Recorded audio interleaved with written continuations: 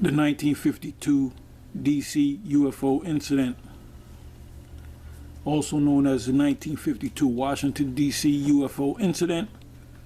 Giving all praise to Yahweh Bashim Yahushai Bashim Rakakwadash. This is my, I was inspired to do this based upon what Apostle Gabar said yesterday when we did the classroom. Instead of going out on the streets, it wasn't all that cold. It was just change of pace, because they said it was going to be cold. I got outside. I said it ain't that cold. I said it was colder the week before that. But I said, you know what? We'll do a change of pace.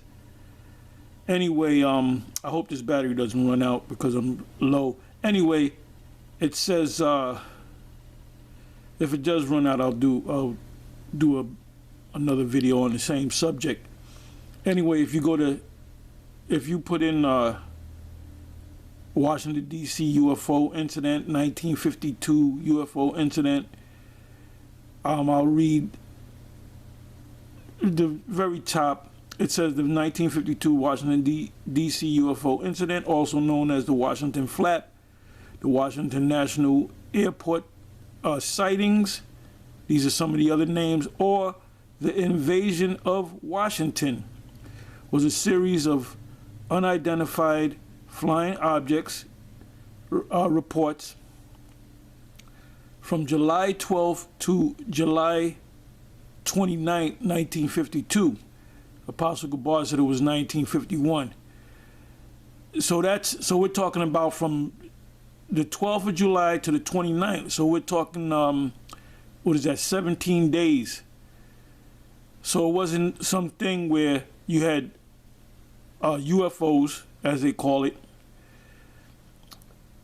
One UFO hovered over and somebody saw it and nobody believes them. There's no cameras or pictures or evidence. But this series of sightings took place from July 12th to July 29th. So we're talking 17 days, which I immediately thought of 2nd Maccabees, the 5th chapter. And this is all the way, we're talking about 1952. So we're talking like 70 years ago. And from that time, 52 up until now, there's been, you can't count all the UFO sightings. And the elite, the government, they know about these UFOs. They know that they're the angels. They know that they're coming back to invade this place and to deliver the the 1/3. The scriptures speak about slipping with the tongue, but not with his heart. The 1/3 being delivered and the 2/3 being destroyed. They know all this. They know that we're the Israelites. They know that they're the Edomites. We keep saying this. It says the most popularized, tongue twisted to me, sightings took place in consecutive weekends. July from the 19th to the 20th, and July from the 26th to the 27th. It says UFO historian Curtis Peebles called the incident the climax of the 1952 UFO flap. Never before or after did Project Blue Book. So when you look up Project Blue Book was one of the series of systematic studies of UFOs conducted by the United States Air Force. It started in 1952. Now, why did it start in 1952? Because they saw these UFOs for a period of 17 days. They would come mostly on the weekend, and then they would disappear, then they would come back. It said it started in 1952, the third study of its kind, following projects Sign, which is 1947, and Project Grudge, which is 1949. A termination order was given for the study, and you can continue to read that. All you got to do is look up Project Blue Book, and this is from Wikipedia. It says, and the Air Force undergo such a tidal wave of UFOs, UFO reports.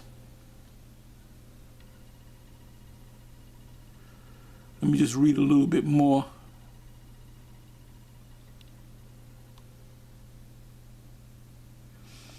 I'll go to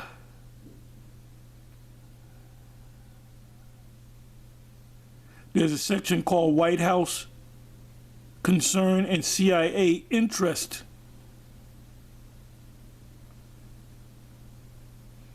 Which I'm not going to read. Then you have events of July 26 to 27 by the same year, 1952. You have also events of July 19th to July 19th to the 20th. And I'll read a bit of this section. Publicity and Air Force reaction. It said the sightings of July 19th to the 20th, 1952, made front page headlines in newspapers around the nation. A typical example was the headline from the Cedar Rapids Gazette in Iowa. It read, saucers swarm over Capitol in large black type. By coincidence, USAF, which is the United States Air Force, Captain Edward J.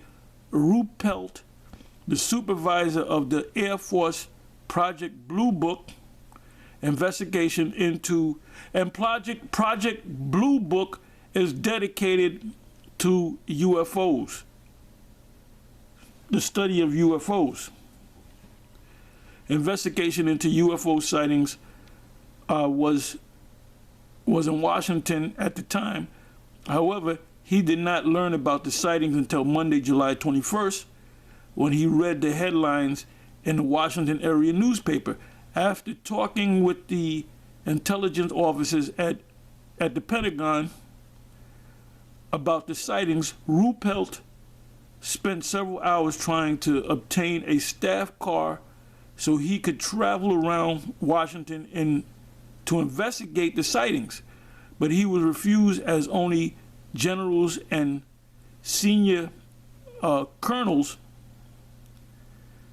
could use staff cars. He was told that he could rent a taxi cab with his own money. By this point, Ruppelt was so frustrated that he left Washington and flew back to Blue Book's headquarters. So they was keeping it from the Project Blue Book. One of the people involved in that at headquarters at Wright-Patterson Air Force Base in Dayton, Ohio. Upon returning to Dayton, Ruppelt spoke with an Air Force radar specialist, Captain Roy James, who felt that unusual weather conditions could have caused the unknown radar target. So they basically dismissing it. Oh, it ain't UFOs. They know, if Esau knows that these ships, UFOs, whatever you want to call them, are the angels, because they study. Now I'm going to leave you with this scripture, and there's plenty of scriptures which we all know. You can put them in the description box, dealing with scriptures dealing with the so-called UFOs. Anyway, I'm going to go to this and I'm going to close. It says Second Maccabees chapter 5. I'm going to start at 1. About the same time, Antiochus Epiphanes prepared his second voyage into Egypt. It says, and by the way, this Antiochus Epiphanes is mentioned in Daniel the 8th chapter and Daniel 11th chapter. Daniel 11th chapter has nothing to do with current prophecies today. Daniel 11th chapter took place already. Daniel 11th chapter is history, so you can understand. Anyway, it says, and then it happened that through all the city for the space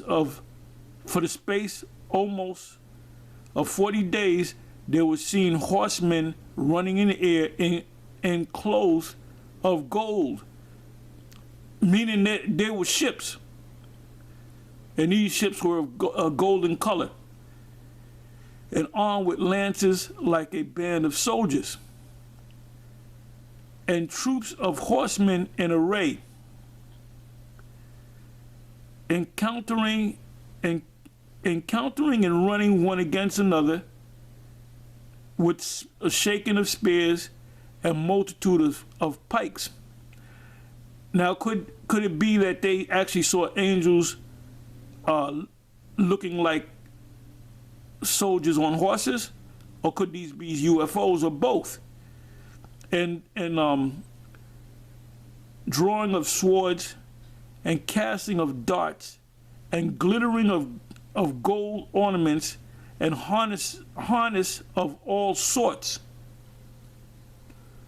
So this is the power of the heavens showing themselves to Esau. Wherefore every man prayed that apparition might turn to good. So these warriors, they were scared. They said, what is this all about? It says, I mean, that's all I got to read. I mean, you can read the rest of the chapter, but that's the key point. And this was during the time when Antiochus came against the Israelites, during the time of the period of Yahweh the Maccabees, Judah Maccabees. So the angelic forces, by the orders of Yahweh by Hashem Yahweh Shai, showed themselves.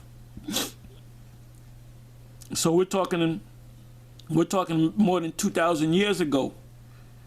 So the technology that Esau has can't compare to the technology that the Lord has. And by the way, the technology that Esau has, the Most High gave him all his technology. From the horseless carriage, which we call a car or the vehicle, to the internet, to the smartphone.